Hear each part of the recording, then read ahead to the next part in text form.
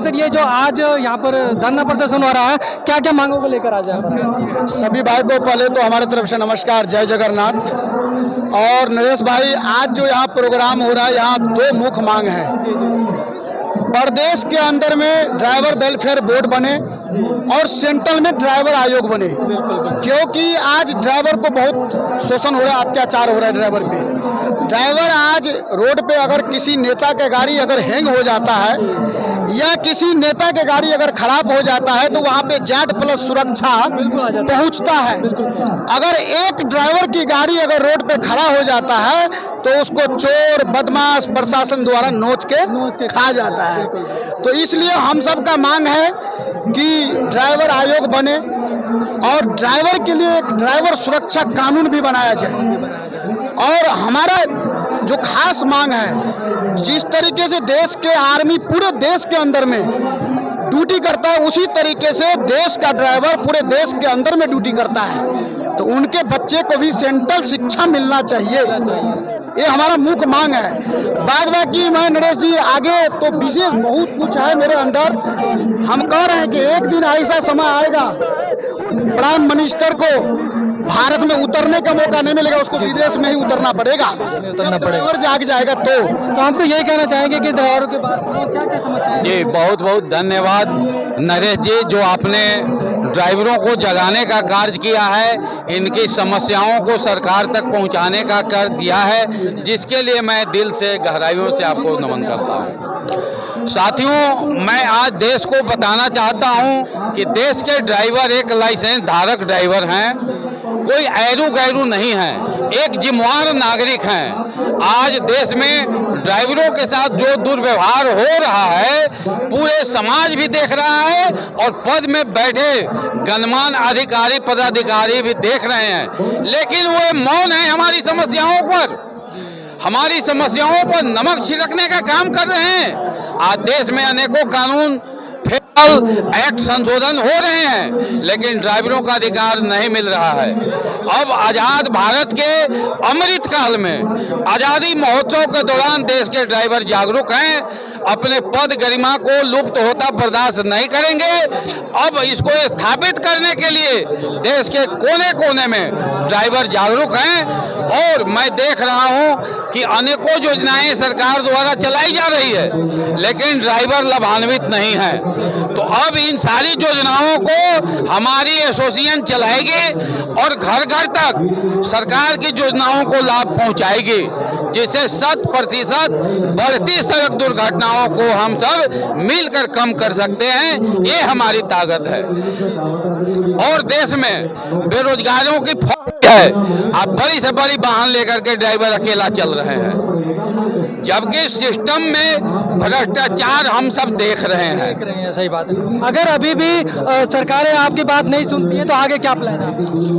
देखिए, सबसे पहले तो मैं आपको दर्शक को प्रणाम करता हूं और आपने ड्राइवर के मुद्दे को जो है ना चंदन तक पहुंचाया, इसके लिए नरेश जी आपको भी बहुत बहुत धन्यवाद। देखिए, हम जो सरकार से मांग कर रहे हैं तो उसमें प्रमुख है एक सारथी आयोग, दूसरा है सड़क सुरक्षा कानून, जिसमें आप को बताना चाहूँगा 2 महीने के अंदर 15 ड्राइवर को हत्या कर दी गई है।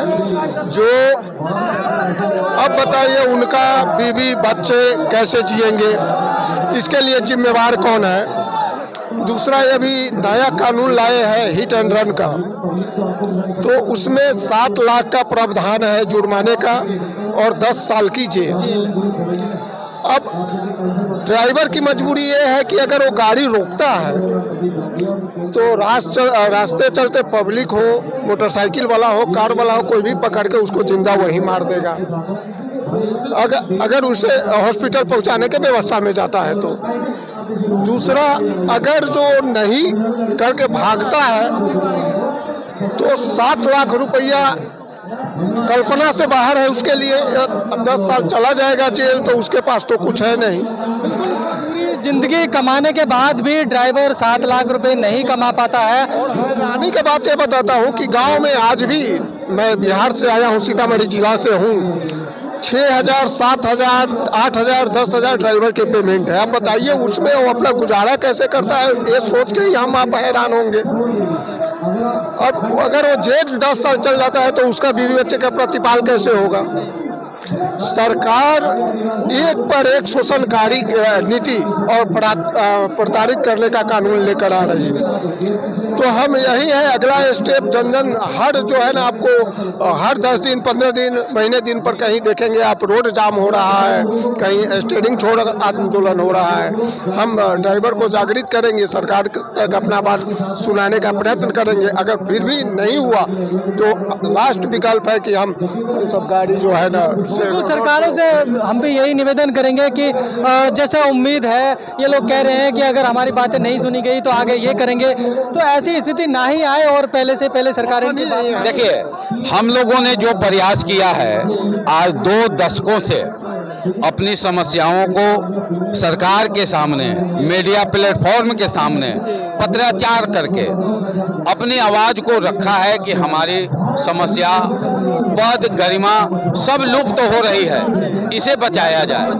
क्योंकि देश के अंदर ड्राइवर एक जिम्मेदार नागरिक हैं और जवाबदेहियां के साथ ट्रांसपोर्टेशन करते हैं, अहम किरदार हैं अर्थव्यवस्था के। आज लूटे पीटे खुलेआम सड़कों पर जा रहे हैं, तो अब देश के ड्राइवर बर्दाश्त नहीं करेगा। सरकार द्वारा आज के पूर्व ड्राइवरों को हाईवे हीरो बनाया गया, सारथी योद्धा बनाया गया, लेकिन इसके उपरांत भी हम देश के ड्राइवर को हक अधिकार मिलते नहीं देख रहा है। तो सिर्फ कागज से हमारी कल्याण संभव नहीं है, इसको धरातल पर उतारना होगा। आज गैर संगठन योजनाओं को प्रचार प्रसार कर रहे हैं, अब वो प्रचार प्रसार के लिए ड्राइवर संगठन आगे बढ़ेंगे और 100% बढ़ती सड़क दुर्घटनाओं को कम करेंगे। बढ़ती रोजगार को हम लोग देख रहे हैं कि बेरोजगारों की फौज देश में खड़ी है और हमारे व्यावसायिक परिवहन में रोजगार की अपार संभावनाएं हैं। अकेला बड़ी से बड़ी वाहन हम चला रहे हैं, तो आज हमारे साथ हेल्पर सहयोगी पढ़े लिखे लोग नियुक्त होंगे जिनका निर्धारित हो तय वेतनमान, रक्षा सुरक्षा अधिकार कानून, तब हम जाकर के देश के रोजगार को बढ़ावा भी देंगे और बेरोजगारों को रोजगार मुहैया कराते हुए अर्थव्यवस्था में अहम भागीदार बनेंगे।